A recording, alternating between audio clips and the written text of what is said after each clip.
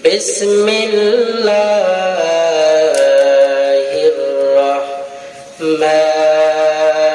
الرحمن الرحيم كل نفس ذائقة الموت ثم إلينا ترجعون وقال النبي صلى الله عليه وسلم الدنيا مزرعة الآخرة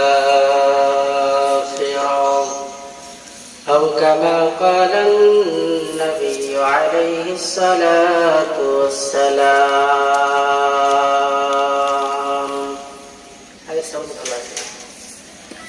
अगर अपने मौत से कोई बशर नहीं, अगर अपने मौत से कोई बशर नहीं, समन हो परस्तु बल्कि खबर नहीं मौत का सिन कुल्लु नासिन शारिबु कब्र बैतिन कुल्लु नासिन दाखिलु बलगल उला बि कमाली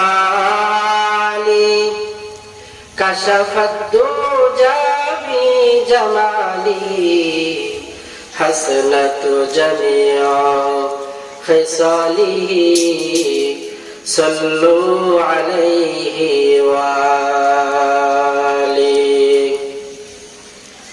पागल মন আমার তুমি কারলা গিয়া করলা রে সুখের ঘর পাগল মন তুমি কারলা গিয়া করলা রে বাড়ি ঘর অপর তলায় বাতি জ্বলে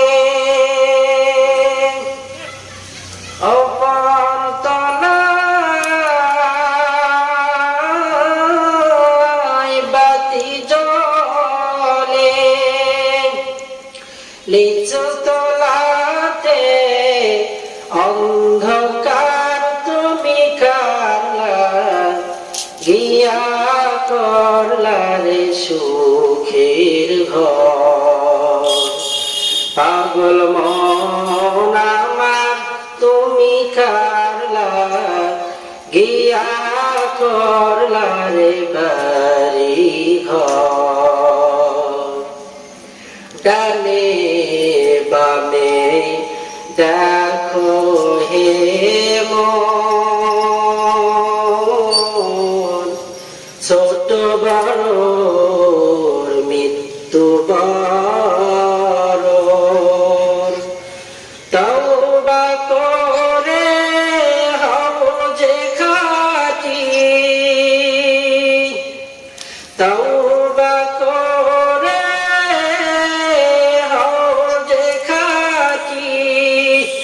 দরবারে আল্লাহ তাআলার তুমি কারলা গিয়া করলা রে সুখের ঘর পাগল মন আমার তুমি কারলা গিয়া করলা রে সুখের ঘর অপর তলায় বাতি জ্বলে অপর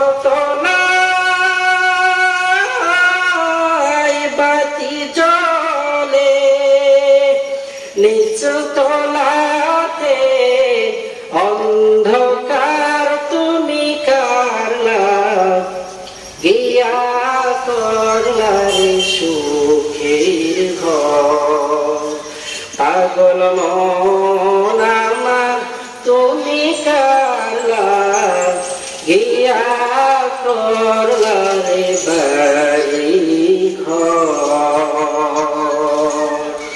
আলহামদুলিল্লাহ, আজকের এই বিশাল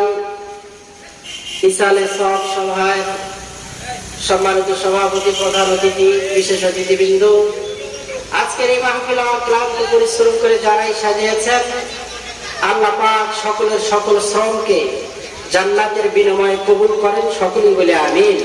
আমি কোরআনুল কারীমের আয়াতের মধ্য থেকে একটি আয়াত কারিমা তেলাওয়াত করেছি।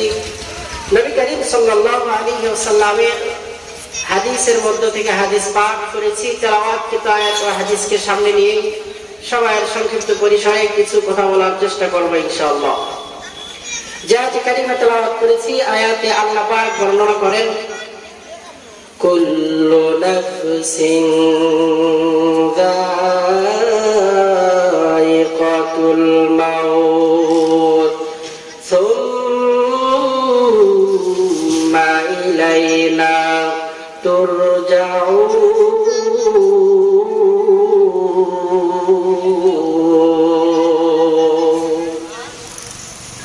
আল্লাহ রাব্বুল আলামিন মহাগ্রন্থ পবিত্র কোরআনুল কারীমের মধ্যে বর্ণনা করেন, কুল্লু নাফসিন যায়িকাতুল মাউত, প্রত্যেক নফসকে, প্রত্যেক জানদার প্রাণীকে মৃত্যুর স্বাদ সাধন করতে হবে। সুম্মা ইলাইনা তুরজাউন, আর মানুষের ইন্তেকাল যখন হয়ে যাবে, ইলাইনা তুরজাউন, তখন মানুষকে আবার আল্লাহ পাকের কাছে ফিরে যেতে হবে। আমার ভাইরা, দুনিয়াতে আমরা বেঁচে আছি, এটা অনিশ্চিত, মৃত্যুবরণ করতে হবে, এটাই হলো সুনিশ্চিত। পৃথিবীর যত বড়ই মানব আর দানব হোক না কেন, মৃত্যুকে আজ পর্যন্ত কেউ অস্বীকার করছে এরকম মানব আর দানব আল্লাহর জমিনের মধ্যে একটাও না। আল্লাহ তাআলা দুনিয়াতে মানুষদেরকে পাঠান তার ইবাদত, তার গোলামি করার জন্য। মানুষের দুনিয়াতে থাকার সময় শেষ হয়ে গেলে মালাকুল মউত মানুষের সামনে সে দণ্ডায়মান হয়ে যায়, দাঁড়িয়ে যায়। মানুষ তখন দুনিয়া থেকে কবরের বাড়িতে চলে যায়। আমার ভাইয়েরা, ভালো মতো খেয়াল করেন, আমরা বর্তমান দুনিয়ার জমিনে বসবাস করছি।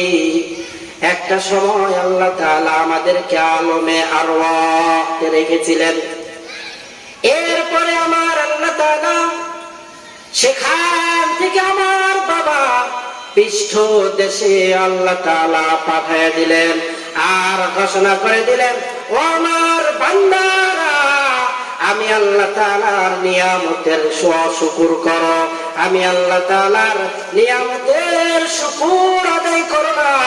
অথচ বান্দা, তুমি ছিলে ওই বঙ্গোপসাগরের ওই সুস্বাদু মাছের মধ্যে, তুমি ছিলে যমুনার ওই বোয়াল মাছের মধ্যে, তুমি ছিলা রাজশাহীর বড় বড় আমের মধ্যে। ও বান্দা, তুমি তো ছিলা ওই আমেরিকার দামি দামি খাবারের মধ্যে।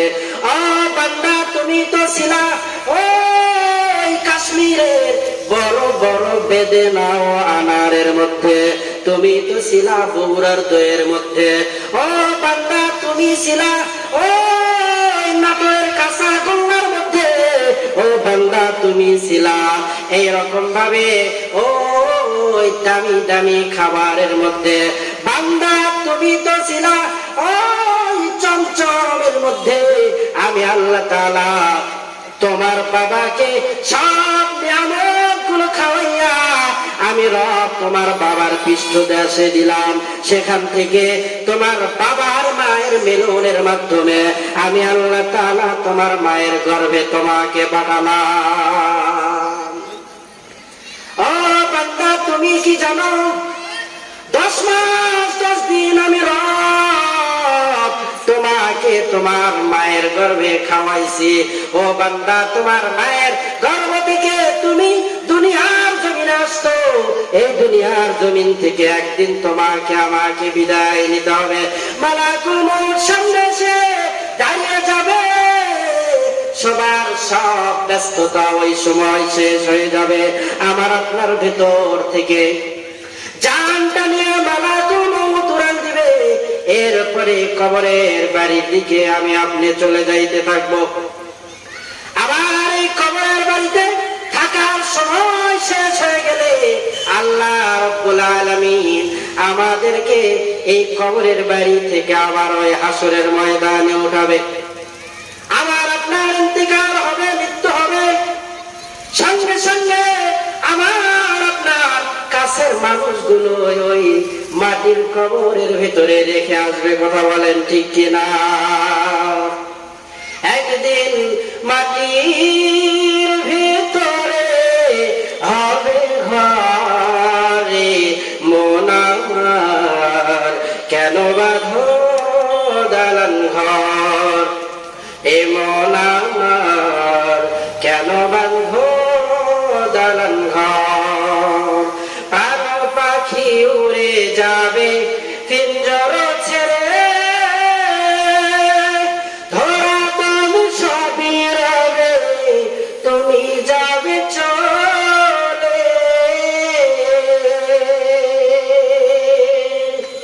সব করে রবে দুনিয়ায়, কিন্তু আমি আপনার দুনিয়াতে থাকবো না। দুনিয়া থেকে বিদায় নিয়ে একদিন আমাকে আপনাকে চলে যেতে হবে। আমার ভাইরা, মানুষগুলো যখন ইন্তেকালের পরে কবরে থাকবে, আল্লাহ তাআলা ইসরাফিল আলাইহিস সালামের দুইটা সিংহার ফুৎকারের মাধ্যমে ইসরাফিল আলাইহিস সালাম তার সিংহায় ফুৎকার দিবে। সঙ্গে সঙ্গে মানুষগুলো কবর থেকে উঠে ওই কিয়ামতের ময়দানের দিকে দৌড়াইতে থাকবে। আমার ভাইরা, কিয়ামতের মাঠ বড় ভয়ঙ্কর। আল্লাহ রাব্বুল আলামিন কাহারিয়াতের রূপ ধারণ করে কিয়ামতের ময়দানে বিচারের সিংহাসনের মধ্যে বসে যাবে। কেউ আল্লাহ পাকের হাবিবের সামনে দাঁড়ানোর মতো থাকবে না। কিয়ামতের ময়দানে আল্লাহ তাআলা ডাক দিয়ে বললেন, আল কারিয়া মাল কারিয়া ওয়া মা আদরাকা মাল কারিয়া। আবার আল্লাহ তাআলা বললেন, ইযা সুলজিলাতিল আরদু জিলজালাহা, এমন একটা জালজালা পয়দা হবে। আল্লাহ তাআলা ডাক দিয়ে বলেন, ইয়া আইয়ুহান নাসু তাকু রাব্বাকুম ইন্না জালজালাতাস সাআতি শাইউন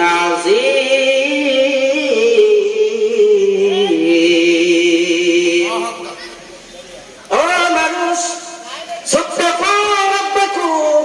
আমি আল্লাহ তাআলাকে ভয় করো। ইন্না জালজালাতাস সাআতি শাইউন আযীম। আর মনে রাখো, কিয়ামতের কম্পন এটা বড় আযীম একটা কম্পন। ওই কিয়ামতের ময়দানে আল্লাহ রাব্বুল আলামিন বিচার করার পরে মানুষের স্থান হয়ে যাবে দুই দিকে। হয়তো জান্নাতে হবে, না হয় মানুষগুলো জাহান্নামে হবে। আপনারা কার কোন দলে থাকতে চান? জান্নাতে থাকতে চাই, জাহান্নামে যাইতে চাই না। যদি আমরা জান্নাতে যাইতে চাই, তাহলে আমাদেরকে প্রত্যেক মাগরিবের নামাজের পরে আর ফরজ নামাজের পরে, ফজরের নামাজের পরে দৈনন্দিন একটি আমল আছে, করতে হবে। আল্লাহর হাবিব বলেন, আল্লাহুম্মা আজিরনি মিনান নার। কোন ব্যক্তি যদি মাগরিবের নামাজের পরে 7 বার এই দোয়াটা পড়ে, তাহলে আল্লাহ তাআলা তাকে কবরের আযাব থেকে পরিত্রাণ দান করবে। সুবহানাল্লাহ বলে। আমার ভাইরা, আল্লাহ রাব্বুল আলামিন ওই কিয়ামতের ময়দানে ইনসাফের বিচার করবেন। এক চুল পরিমাণ নড়চড় হবে না। আল্লাহর হাবিব বর্ণনা করেন, যে ব্যক্তি মাগরিবের নামাজের পরে আল্লাহুম্মা ইন্না নাসআলুকা রিদাকা ওয়াল জান্নাতাল ফিরদাউস, এই দোয়াটি পাঠ করবে, আল্লাহ রাব্বুল আলামিন ওই ব্যক্তিকে মৃত্যুবরণ করার সঙ্গে সঙ্গে জান্নাতের মেহমান বানিয়ে দিবে। সুবহানাল্লাহ বলে। আমার ভাইরা, দুনিয়াতে থাকার মালাকুল মউত সামনে এসে দাঁড়িয়ে যাবে। এক মুহূর্তের ব্যবধানে আমার আপনার সব পরিচয় হারিয়ে যাবে। এক মুহূর্তের ব্যবধানে আমার আপনার সব পরিচয় শেষ। কে ডাক্তার? আপনি ডাক্তার হন, ইঞ্জিনিয়ার হন, প্রফেসর হন, আর এমপি, মন্ত্রী, সরকার, জনগণ, বীর, মুরিদ, ইমাম হন, খতিব হন, আপনার সব পরিচয় শেষ। কারণ মালাকুল মউত আমার আপনার সামনে এসে দাঁড়িয়ে গিয়েছে। কিছুক্ষণ পরে আমার ইন্তেকাল হয়ে যাবে। আমার জানটা নিয়ে মালাকুল মউত উড়াল দিবে। কখন কার মরণ আসবে কার জানা আছে? আমাদের কার জানা নাই যে কখন কার মরণ আসবে। আসবে মরণ কখন কোথায় কারো জানা নাই। আসবে মরণ কখন কোথায় কারো জানা নাই। জানাজার নামাজের আগে নামাজ পড়ো ভাই তোমার। জানাজার নামাজের আগে নামাজ পড়ো ভাই। আমার আপনার জানাজার নামাজ দাঁড়িয়ে যাবে।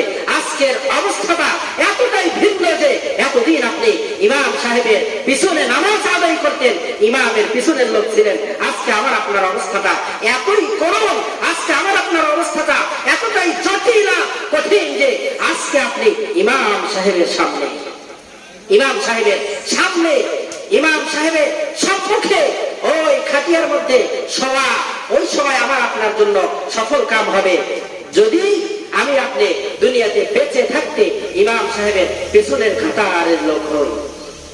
আর যদি ইমামের পিছনের কাতারের লোক না হয়, তাহলে ইমামের সামনে যখন যাবেন তাহলে আপনার জিন্দেগিটা বুঝতে হবে আপনার এই যাত্রাটা অবশ্যই শুভ নয়, অশুভ।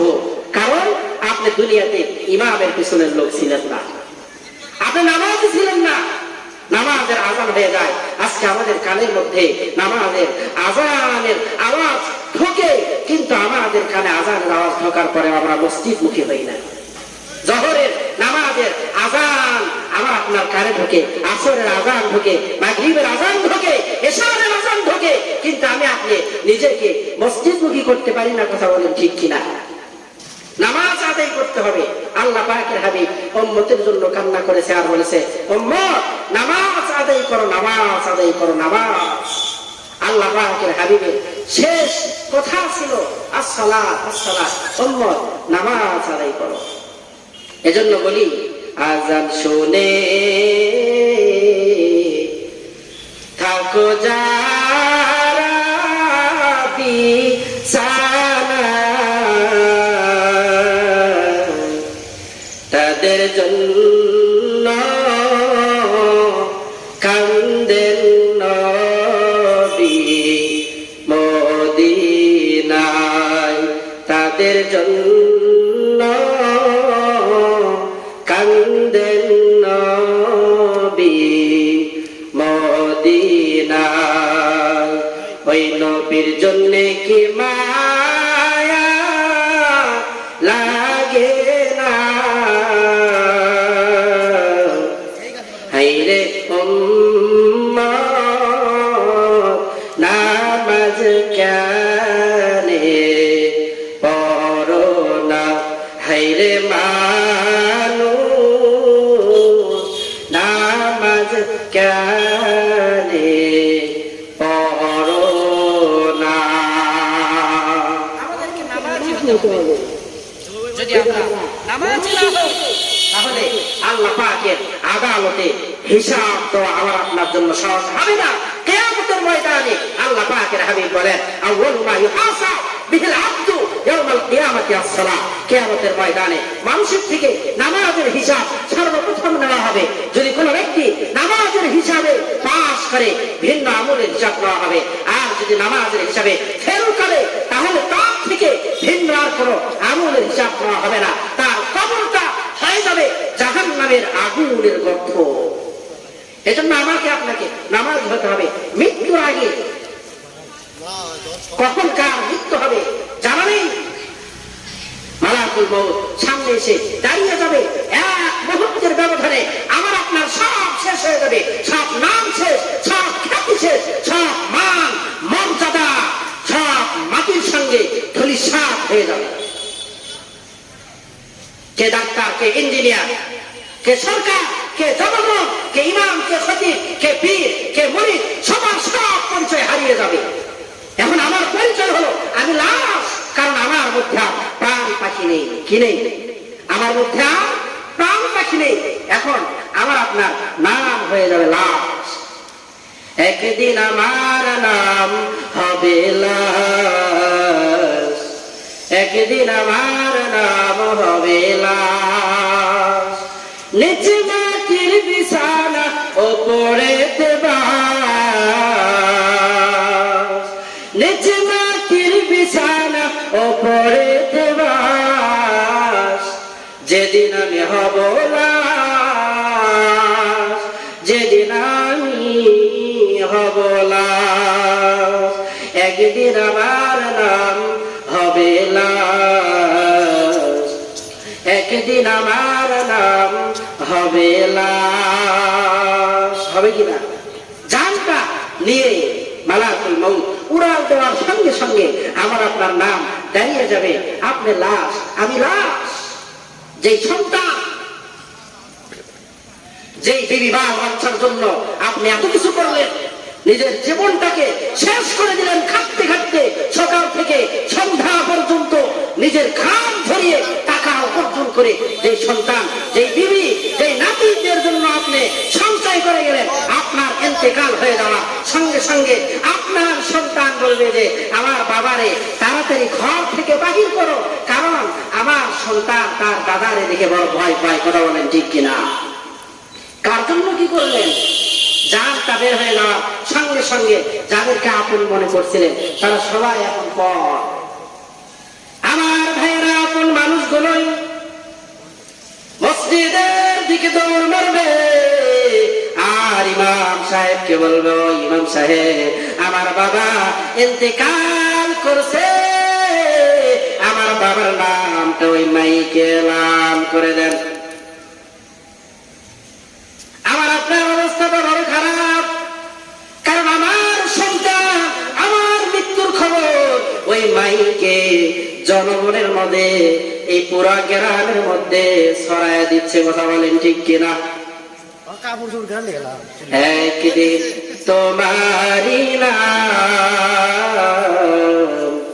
মসজিদে হবে এলান, একদিন তোমারি নাম মসজিদে হবে এলান। তৈরি থেকো, তৈরি রেখো কবরের মাল সামান, একদিন তোমারি নাম মসজিদে হবে এলান। কথা বলেন ঠিক কিনা? আমার ভাইরা, আমার আপনার নাম ওই মসজিদের মাইকে এলান হয়ে যাবে। কাছের মানুষগুলো আমার আপনার জন্য খবর করতে যাবে। ওই খবর বড় ভয়ানক জায়গা। আম্মা জান খাদিজা রাসূল করিম সাল্লাল্লাহু আলাইহি ওয়াসাল্লামের হাতটারে শক্ত করে ধরে ডাক দিয়ে বলে, ওগো প্রাণের স্বামী আমার, ওগো রাহমাতুল লিল আলামিন, আপনি আমাকে ওয়াদা দেন, আমার ইন্তেকাল হয়ে যাওয়ার পরে আপনার ওই পরনের জুব্বা দ্বারা আমি খাদিজারে দাফন দিবেন, আমি খাদিজারে কাফনের কাফন পরাবেন, আমার জন্য নতুন কোন কাফনের কাফন ক্রয় করবেন না গো নবী। আল্লাহর হাবিব বললেন, কেন কেন? আম্মা জান খাদিজা বললেন, ওগো প্রাণের স্বামী আমার, আপনি তো রাহমাতুল লিল আলামিন, হাবিবে কিবরিয়া, আপনার ওই পরনের জুব্বা যদি আমার শরীরে জাহান্নামের ফেরেশতারা দেখে, জাহান্নামের আগুনগুলো দেখে, তাহলে আমার বিশ্বাস রাহমাতুল লিল আলামিনের জুব্বার কাপড় ভেদ করে আমি খাদিজার শরীরটা পরাইতে পারবে না। আমার হাওয়া বলে আল্লাহর হাবিবকে আবার হাত চাপতে ধরে বললেন, ওগো প্রাণের স্বামী আমার, আপনি আমার দেন, আমার কবরের মধ্যে আপনি আমার নিজ কুদরতি হাত দ্বারা নামাবেন। আর নবী ওই কবরের মধ্যে 3টা সওয়াল জবাব হবে, আপনি পাশে থেকে আমার সওয়াল জবাবের উত্তরগুলো দিয়ে দিয়েন। আল্লাহর হাবিব নিজের হাত দ্বারা কবরের মধ্যে শোয়াইলেন। আল্লাহর হাবিব নিজে কবরের ভেতরে মাটি চাপা দিয়ে কবরের কিনারায় দাঁড়িয়ে রইলেন। জিবরিল আমিন বলে, ওগো আল্লাহর হাবিব, আপনি এখানে কেন দাঁড়িয়ে আছেন? আবু বকর ডাকতে বলে, গো আল্লাহর হাবিব রাহমাতুল লিল আলামিন, আপনি চলেন আমাদের সঙ্গে বাড়িতে চলেন। আল্লাহর হাবিব ডাকতে বলে, আবু বকর, তুমি আমার ছোট কালের বন্ধু, আর খাদিজা আমার সবচেয়ে কাছের সঙ্গিনী। খাদিজাকে ছাড়া আমি এই মক্কার মধ্যে ওপেন হতে পারি নাই। ওগো, এই খাদিজা আমাকে 6টা সন্তানের বাবা বানিয়েছে। এই খাদিজারে রেখে আমি কেমনে ঘরে যাই? আবু বকর, তুমি চলে যাও। জিবরিল আমিন বললেন, ও পয়গম্বর, খাদিজার প্রশ্নের জবাব দেওয়ার জন্য আপনি কবরের পাশে দাঁড়িয়ে আছেন, বসে আছেন। আল্লাহর হাবিব শুনে রাখেন, শুনে রাখেন, ওই খাদিজার কবরে সওয়ালের জবাব স্বয়ং আল্লাহ রব্বুল আলামিন দিয়ে দিবে। সুবহানাল্লাহ বলে। আল্লাহর হাবিব খাদিজার লাশের মুখটা পশ্চিম দিকে ঘুরিয়ে দেয়, কিন্তু লাশটা বারবার আসমানের দিকে ফিরে যায়। আল্লাহর হাবিব 3বার এরকম করার পরে আল্লাহর হাবিবের চেহারাটা লাল লাল হয়ে গেছে, চক্ষু দুটো লাল বর্ণের হয়ে গেছে, চক্ষু দিয়ে দর দর দর দর দর দর করে পানির ফোঁটা পড়ে। আল্লাহ তাআলা ডাকতে বলল, ও হাবিব, চিন্তা করার কোনো কারণ নাই, আমার খাদিজারে আমি আল্লাহ তাআলা এত ভালোবাসি, এত ভালোবাসি, আমার ঘরের দিকে খাদিজার চেহারা থাকবে, এতে আমি রব মেনে নিতে পারি না গো নবী। স্বয়ং ওই ঘরের মালিক আমি, রবের দিকে খাদিজার চেহারা থাকবে। সুবহানাল্লাহ বলে। ফেরেশতারা বড় পাগল হয়ে গেছে, আল্লাহ তাআলা নিজেও ব্যাকুল হয়েছে খাদিজার চেহারা দেখার জন্য। সমস্ত ফেরেশতাগুলো ব্যাকুল হয়ে আসমানের মধ্যে অপেক্ষা করছে। আর দেখতে বলছে, ও গো মালিক, ও খালিক, আপনার হাবিবের স্ত্রী খাদিজাকে দেখার জন্য আমরা শুধু আপনার রব নয়, আমরা ফেরেশতারাও ব্যাকুল হয়ে আছি। সুবহানাল্লাহ বলে। ওই কবরে মানুষকে 3টি প্রশ্ন করা হবে। মান রব্বু, তোমার রব কে? কোন ব্যক্তি যদি উত্তর দিতে পারে, সঙ্গে সঙ্গে আবার প্রশ্ন করা হবে, তোমার দিন কি? বলে, আমার দিন হলো ইসলাম। ইসলাম আমার ধর্ম, মুসলিম আমার পরিচয়,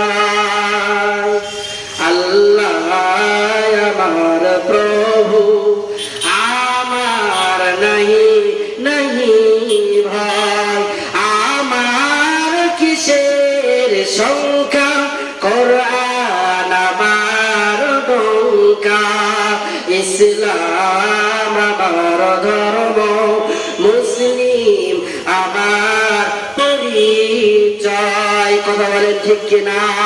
আমাদের পরিচয় কি? আমাদের পরিচয় হলো আমরা মুসলিম, আমাদের পরিচয় হলো আমরা মুমিন, আমাদের পরিচয় হলো আমরা বিশ্ব নবীর সর্বশ্রেষ্ঠ নবীর সর্বশ্রেষ্ঠ উম্মত। কথা বলেন ঠিক কিনা? এরপরে আমাদের পরিচয় আমরা বাঙালি। কথা বলেন ঠিক কিনা? আমরা বাঙালি। এরপরে আমাদের পরিচয় কেন আমরা বাঙালি? এদেশে আমরা বসবাস করি। দীর্ঘ 9টি মাস যুদ্ধ করার পরে আবারও নতুন করে 5 তারিখে আমরা যুদ্ধ জেহাদ করে এদেশ থেকে আবার আমরা নতুন করে স্বাধীন করেছি। দেশের প্রতি আমাদের ভালোবাসা কম না বেশি? বেশি। এই জন্যই অনেক ভাইরা দেশের জন্য জান দিয়েছে, প্রাণ দিয়েছে। দেশপ্রেম এটাও ইমানের একটা অংশ। এটা ইমানের কি? যারা বলে যে দেশপ্রেম কি কোরআনে আছে, কোরআনে কি রাজনীতি আছে? রাজনীতিটা ইসলামটা চুরি রাজনীতি, আর রাজনীতিটা চুরি ইসলাম। কথা বলে ঠিক কিনা? কোরআনে রাজনীতি খুঁজে পাবো না। কোরআনে রাজনীতির কথা আল্লাহ তাআলা 903 জায়গায় বলেছে। নামাজের কথা আল্লাহ তাআলা 82 জায়গায় বলেছেন। হজের কথা আল্লাহ পাক এক জায়গায় বলেছেন। রোজার কথা আল্লাহ তাআলা এক জায়গায় বলেছেন। সেটা তোমার চোখে পড়ে, আর রাজনীতির কথা তোমার চোখে পড়ে না। বুঝতে হবে তোমার চাইতে বড় বাটপাড়া এই দেশে কেউ নাই। কথা বলেন ঠিক কিনা? দেশপ্রেম যদি তোমাদের মধ্যে থাকতো তাহলে এদেশের হাজারো কোটি লক্ষ লক্ষ টাকা চুরি করে পাচার করে বিদেশের মাটিতে তোমরা ব্যাংক ব্যালেন্স করতে পারত না, খাওয়ার করতে পারত না। কথা বলেন ঠিক কিনা? দেশপ্রেম আমাদের অন্তরের মধ্যে আছে, তোমাদের অন্তরের মধ্যে দেশপ্রেম নেই। কথা বলেন ঠিক কিনা? এজন্য দেশের প্রতি ভালোবাসা আমাদের কম না বেশি? আমরা মুসলমান দেশ হিসাবে আমরা বাংলাদেশি, আর আমরা আল্লাহ পাকের রাসূলের ইত্তেবা অনুকরণ করে আমরা সর্বশ্রেষ্ঠ উম্মত। আমার ভাইরা, আল্লাহ রাব্বুল আলামিন ওই কবরের মধ্যে 3 নাম্বার প্রশ্ন করবে তোমার নবীকে। যে ব্যক্তি ইমানদার সঙ্গে সঙ্গে জবাব দিয়ে দিবে মুহাম্মাদুর রাসূলুল্লাহ। আল্লাহু আকবার বলে। আমার নেতা হলো মুহাম্মদ, আমার নেতা হলো ওই আরবের আমির, আমার নেতা হলো সর্বশ্রেষ্ঠ নবী, আমার নেতা হলো হাবিবুল্লাহ। আমার নেতার চরিত্রের চাইতে ভালো চরিত্র আর কার আসেনি? আর আমাদের নেতার যে চরিত্র, আমাদের নেতার চরিত্রের বর্ণনা দিতে গেলে মনে হয় মাইক কেড়ে নেবে, এরকম অবস্থা হয় কিনা অনেক জায়গায়। নেতার পিছনে ঘুরতে হবে, ভালো নেতার পিছনে। আল্লাহ তাআলা কিয়ামতের ময়দানে নেতা সহ অনুসারীদেরকে উঠাবেন আর বলবে তোমার নেতা যে পথে তুমিও যাও সেই পথে। এজন্য আসো সর্বশ্রেষ্ঠ নেতার পিছনে আমরা ঘুরি। ইসলাম কায়েম করার জন্য আমাদের ভিতরে ঈমানের বল থাকতে হবে। ঈমানের বলে বলিয়ান হয়ে ময়দানে ঝাঁপিয়ে পড়তে হবে। আর যদি ডাক আসে আমি এই খেলাফতের পক্ষ থেকে খেলাফত কায়েম করার জন্য, তাহলে আমাদের পক্ষ থেকে রক্ত দিয়ে জীবন দিয়ে রক্তের বন্যায় খেলাফত বিদ্বেষীদেরকে ভাসিয়ে দিয়ে এই বাংলাদেশ থেকে আমরা খেলাফতের সূচনা পুরা বিশ্বে কায়েম করবো। সকলেই বলেন ইনশাআল্লাহ। আল্লাহ তাআলা আমাদেরকে তৌফিক দান করেন। কোরআন দিয়ে আমাদের জীবন পরিচালনা করতে হবে। যদি আমরা শান্তি পেতে চাই, যদি আমরা আমাদের জীবনের সমাধান পাইতে চাই, সমাধান চাও যদি জীবনে মরণে, ফিরে যাও ঘুরে তাকাও চোখ রাখো কোরআনে। তবে পাবে সুখ শান্তির ঠিকানা, মেনে নিতে পারো যদি মনে প্রাণে। সমাধান চাও যদি জীবনে মরণে, ঘুরে যাও ফিরে তাকাও চোখ রাখো কোরআনে। কোরআনে চোখ রেখে আল্লাহ তাআলা আমাদের সবাইকে আগামী জীবন চলার মতো তৌফিক দান করেন। আমার তৌফিক ইল্লা বিল্লাহ। আসসালামু আলাইকুম ওয়া রাহমাতুল্লাহি ওয়া বারাকাতুহু।